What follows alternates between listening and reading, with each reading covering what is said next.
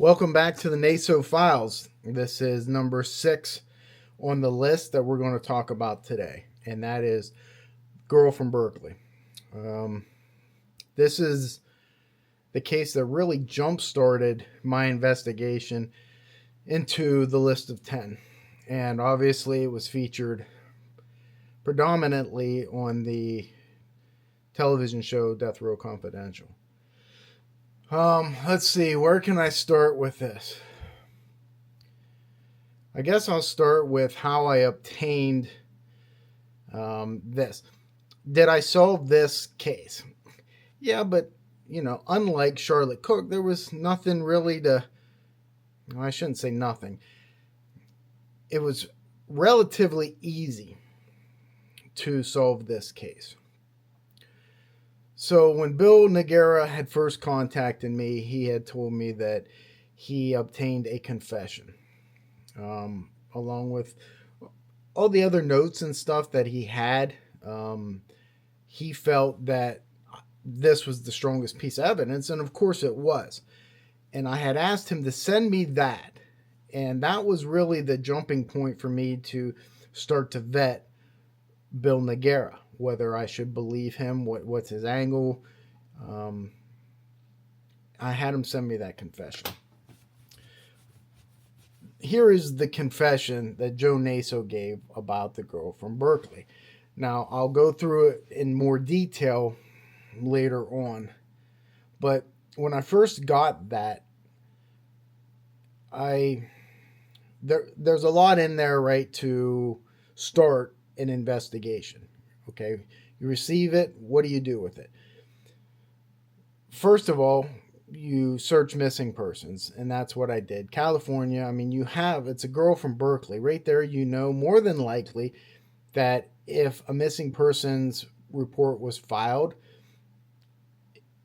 chances are it was from Berkeley, California. Now, not necessarily, because a lot of times on his list of 10, they're dump sites, and doesn't mean that she is from Berkeley. But in this case, I looked up, and there was a missing person. There was a few from Berkeley.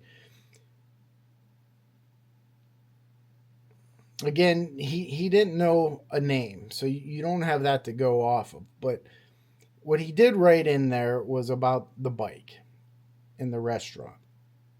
That she rode a bike to this prearranged meeting. That matched what I found in the NamUs site of a girl named Lynn Ruth Conness. At that point in time, I knew that Bill Noguera was telling the truth. And I decided then that I wanted to help. I didn't know how I was going to fare investigating the others on the list. Remember, this was the first one. Television show didn't show that. They showed this at the last episode. That's not how it happened in real life. In real life, this was the first one I got. This was the first one I solved. And this was the first thing that Bill Noguera sent me that I vetted, and I found him to be credible. And then I was on board. Again, it didn't take a rocket scientist to match this confession to Lynn Conness. But still, cold cases have been solved, homicides have been solved with a lot more information. You got to remember how a case becomes cold, because it's hard, right? If investigators had this information back when Lynn Conness disappeared, it certainly would have been solved. Now, what makes this one difficult is what Joe Naso, says he did to the body, which was dump it over the San Rafael Bridge, which makes recovery impossible, especially now, 50 years later, obviously. So when I got this confession and matched it up to Lynn Conness, it set off a little bit of a firestorm within law enforcement. because word got out that I had a confession. And of course, I'm not holding this confession from anybody,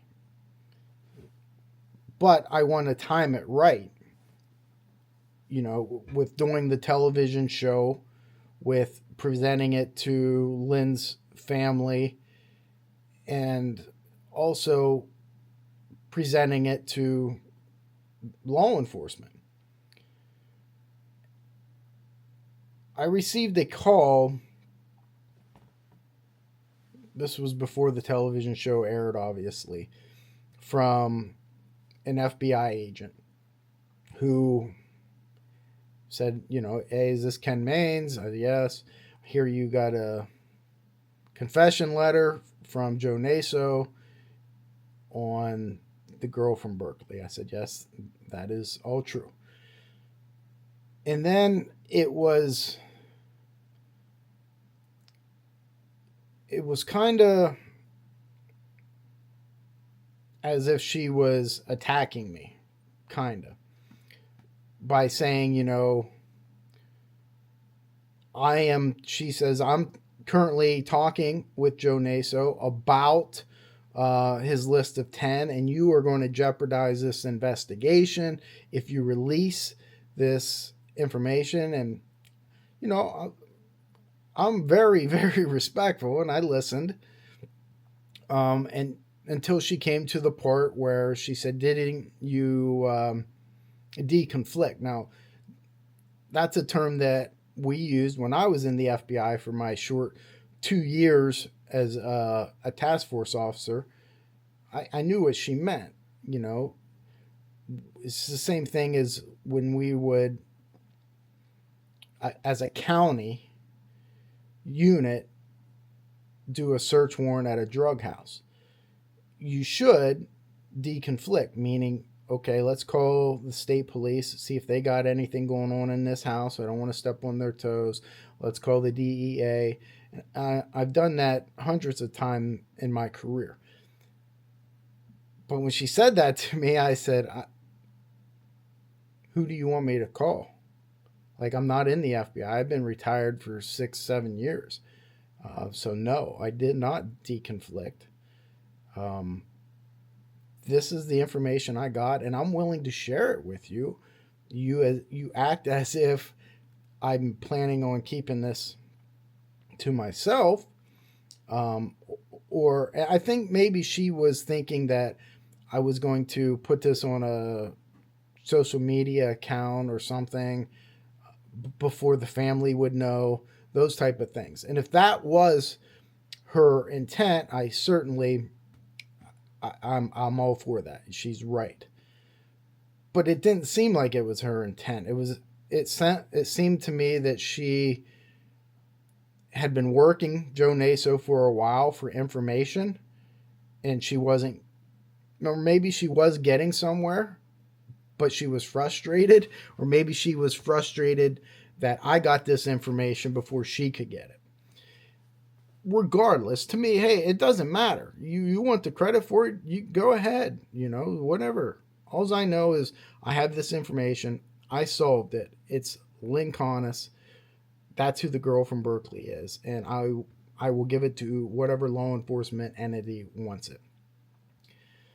So after that conversation, I did share it with her. I had some conversations with a detective from Berkeley. She was very straightforward about stuff and very empathetic towards the victim's family, which really endeared me to her. Sometimes I take things as a slight when they shouldn't be. And that was the case with this detective in the very beginning. In our first Zoom call together, she, you know, asked me about the information that I got and how I vetted the information. That's not a slight, but I already had my guard up because I had talked to the FBI agent about this, and they were working together, as they should be. So it was like I was the outsider, and I just felt like almost like I was being attacked, but I wasn't, you know. But when she asked me how I vetted the information, I kind of got a little straightforward and said, listen, you act like I'm a civilian. I've never done this job before. You know, I've run hundreds of confidential informants in my career, and you have to vet every single one of them. So I know what I'm doing. Don't question that. And I was wrong with the way I came across with that. But hopefully, and I don't think she took it that way. And we pushed through, and she had the family's best interest at heart and the case's integrity. Listen, I don't have anything in this. You know, I have this information. I do have a television show that I am doing. However, the integrity of the case for me will always trump the television show or social media. I would never want to jeopardize a case. And I never want to interject myself into an active investigation. And I never have, and I never will.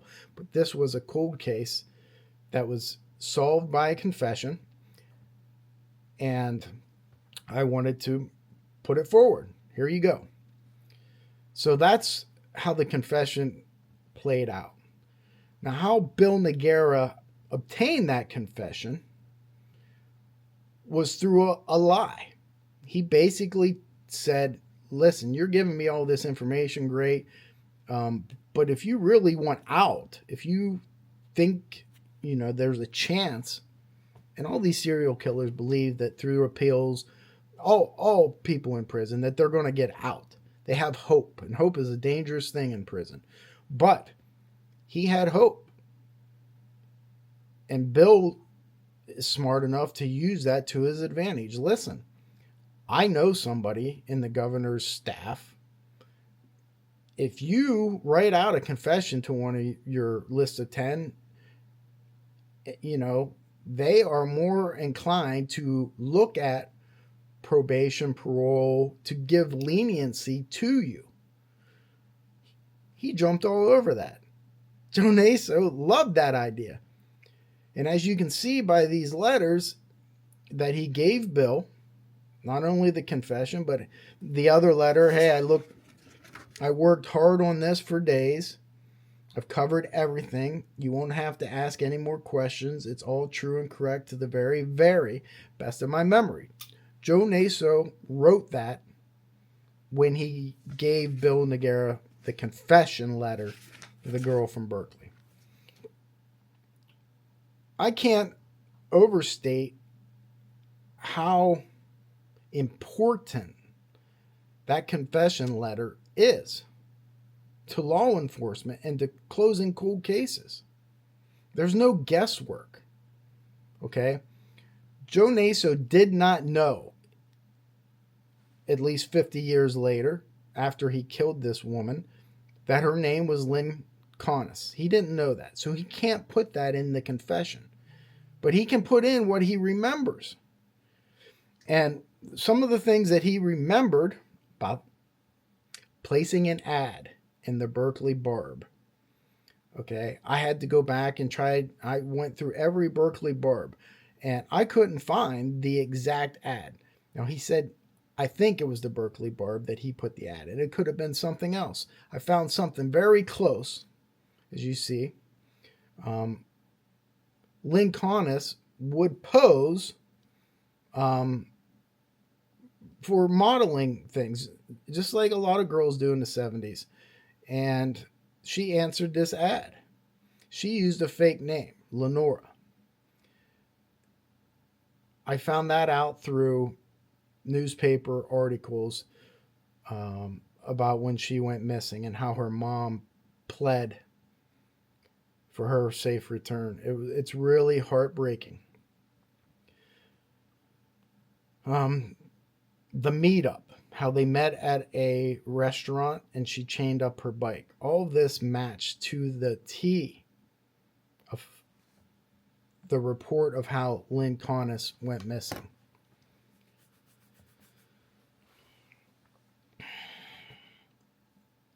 Now, I'm going to leave the confession letter up and let you, at the end of this, and let you read it. I'm not going to read it. I did that verbatim on the show.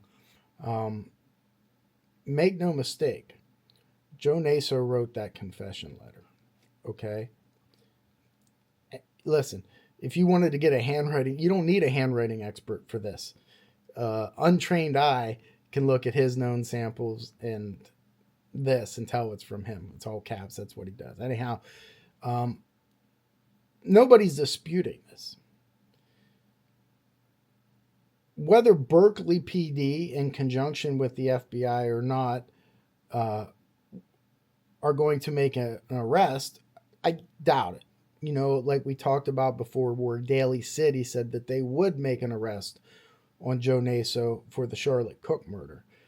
For Lynn Conness, where there is no body, although there is a confession letter, there's enough there, certainly, for an arrest, I believe. Whether they want to waste the taxpayers' dollars by doing it or not, that's up to the agencies involved. I really don't see a reason for it, but I'm not the victim's family, and that's who it should be up to. Her only surviving family member left is her brother. And her brother's name is Lee. And of course you saw in the show how I met him. That was my actual first time meeting him. And he shared a lot of stuff with me about Lynn, showed me her artwork, which I'm going to display here. There's some things, you know, in her diary. She kept a diary. I got to read all that. And I really got to feel like I knew Lynn. And I would probably say, of the victim's family members that I met investigating Joe Naso, his had the biggest impact on me for whatever reason. You know, they were all impactful. Charlotte Cook's family, Pam Lamson's family, and Lynn Conness's family. Maybe it was because I knew more about Lynn by reading her diaries and seeing her drawings and looking at more pictures. There was very few pictures of Charlotte Cook available. But Lee Conness showed me a lot of photographs, which I'm going to display here, of his sister. And he was still so emotional. He had such an attachment to his sister that he almost made me cry during that show. During the filming of it, you know, when I reached over, there's a scene where I reach over and kind of hug him.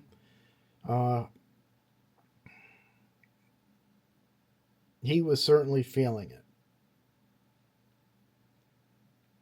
He showed me a home video that Lynn took of playing around and stuff, and he watched that and could feel his angst, his sadness of missing his sister. And I just really felt for him. And we ended up, I think that night, maybe the next morning, having lunch or breakfast. So I got to know him more.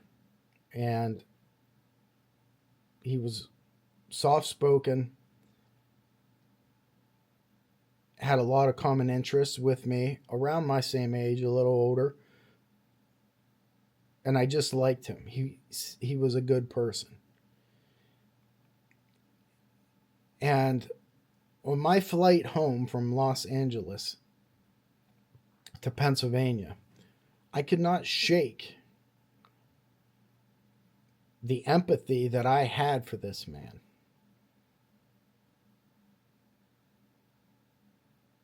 And I've never been able to explain it adequately to myself. I don't know why. Maybe it was because there was no doubt, and I explained that to him. I would not be coming here talking to you if I wasn't 100% sure of what I'm about to tell you. You don't play with people's emotions like that. Okay? I'm positive that Joe Naso killed your sister, and here is the reason why. And I let him read the confession letter.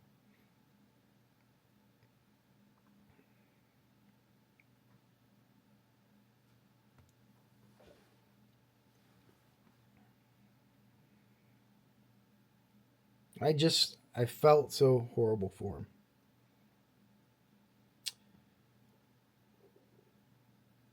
But that's the story on the girl from Berkeley. It was the first one I solved. It was the easiest one I solved. I mean, confessions letter is right there. All I had to do was find out who he was talking about in that confession letter. And it wasn't hard. More than likely, he took a ring. He took something from her. I don't think he wrote that in his confession. It's ironic in that confession letter. Some of the things, not ironic, but just things that he said that stuck out to Lee as he explained to me as he read it. No violence. He killed her, but there was no violence. No sexual assault. I don't believe that at all. I believe that Joe Naso raped this victim. What he did in this confession was classic minimizing. All right, I'll say that I killed her, but I'm not going to say I raped her. He minimizes it. It's classic. It happens in almost every case. When you're interrogating somebody, a lot of times that's how you can get them. Well, I know you killed her. It was an accident, but I know you didn't sexually assault them. That's below you. All right, yeah, you're right. Joe Naso's doing the same thing here. Again, Joe Naso believes he's the smartest person in any room that he's in. And I would say that he is very cunning for a serial offender. But that's it. He's no genius. And I guarantee that he took a trophy from her. But again, in a hoarder's house, how do you know what's a trophy and what's not? Some of this stuff, some of the trophies, he kept in a bank vault, a security vault. That's where they learned of Sarah Dillon being a victim. As we're going to talk about, I believe, Tracy Tafoya and Pam Parsons. So he kept trophies. It's just where he kept them is the thing, and he's never going to tell. So I think that this confession letter should be studied by all experts and by criminology students across the world, because we know that this is an accurate and true confession, except for the minimizing of how he killed somebody, how he got somebody there, what happened. It's rare to obtain something. It's a gold mine for investigations. So imagine my surprise when I got that from Bill Noguera, and I was able to sit down, go through missing persons, and link it up and say, you know what, this is it. Again, the conflict kind of with the FBI and a little bit with Berkeley PD. Joe Naso, and I failed to mention this, and I want to say it before I forget. Joe Naso had ties to Berkeley. He had a rape conviction there. Back, I want to say it was, I'm not sure, 60s. And that's how he fled all the way across to the East Coast. So they said, if you don't come back, we won't press charges. But they introduced, I believe, that rape from Berkeley. This was previous to Lynn Connis's murder. They allowed that at trial when he was on trial for the 4 murders, or 2 murders, whatever it was. 4, and then they ended up saying that he committed 6 or could have proved 6 or whatever the numbers there were. So he had ties to Berkeley, and I'm going to show you that too. I believe he had that in his rape journal. Listen, I think that's a bad term for this, because there's hundreds of entries in this rape journal, but they're not all rapes. Okay, he put in there, he had girlfriends, he had one night stands, just like most of us have had. He just annotated it. You know, he wrote it down. Doesn't mean that he raped the person, but there are rapes in that journal. So yeah, it's a rape journal, but they're not all rapes. That's important to know. When we talk about the alphabet murders down the road here in Rochester, that rape journal is going to, and it should have played a part in subsequent years after Naso was arrested. They never knew about it. I think if they knew about the existence of that rape journal, maybe it would have played a part in solving those alphabet murders. Not saying Joe Naso did it. At least all 3 of them. I don't believe he did all 3. But maybe 1, maybe 2. Okay? So we'll get into that in a later video. But this was the girl from Berkeley. I want to see if there's anything else that I failed to mention about it. I ended by saying there was a little bit of conflict, I guess. It could have just been perceived between me and the FBI agent. I believe that she was doing a podcast or something at that time, which I got to be honest and say, when I heard that, you know, I didn't research it myself, but you hear things and you tend to, at least I tend to block certain things out, let certain things in. I did hear that FBI agent was doing a podcast about, or was getting ready to, or was doing a podcast about the Naso murders.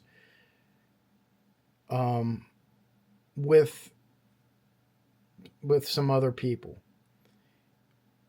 And I remember hearing that, and it made me a little bit angry, I guess would be the appropriate word, because I was like, wait a second, is she doing this for the right reason? She's active law enforcement for the family and to solve these crimes, or is she doing it and she acting like she's mad at me because she doesn't want this out? She wants to be able to break this news on a podcast. She's been trying to get Joe Naso to crack, and she hasn't been able to, but she's getting close. And all of a sudden, Ken Mains comes along through Bill Noguera and gets a confession. And she didn't want me to put that out there first. She wanted to do it on this podcast. So when I heard that, it bothered me a little bit. Now, I'm not saying any of that's true. That's just what I heard. So it put up a little bit of a wall with me. And I was like, you know, I'm a non-trusting person to begin with. And that just made it a little worse. Regardless, the confession the girl from Berkeley is out there. You can see it here. I'm going to leave it up until, I don't know, however long it takes to read it. I'll end this video with some news articles, some drawings, maybe a snippet from Lynn's diary. But I had promised Lee Connis that I wouldn't release the contents of that, and I'm a man of my word. But a little snippet, of a word or two, whatever it is, whatever I can do to put it up here, so you can get what I wanted to do is to get a glimpse of her personality, the type of person that she was. And I don't want Lynn Connis to just be another victim, a victim of Naso's, a name. I think she was a lot more than that. And her life was just snuffed out when it was just getting started. Like so many young victims, especially in the 70s, it seems like. It's really sad. But she wanted to be an artist, okay? And I want to show her artwork here. And she had talent. And who knows what might have been. But this is what we're left with. And they've never seen the light of day. Lee Connis has never showed anybody any of this. And so I want to put it out there. And I promised him that I would put it out there a year ago. And here it is finally. So everyone can see the talented artist that Lynn Connis really was. And the person that she really was. And that Joe Naso killed this innocent girl for no other reason than the selfish urge of sexual gratification that he felt he needed in this target of premeditated murder. The girl from Berkeley, Lynn Ruth Connis. Thanks for watching. Mains out.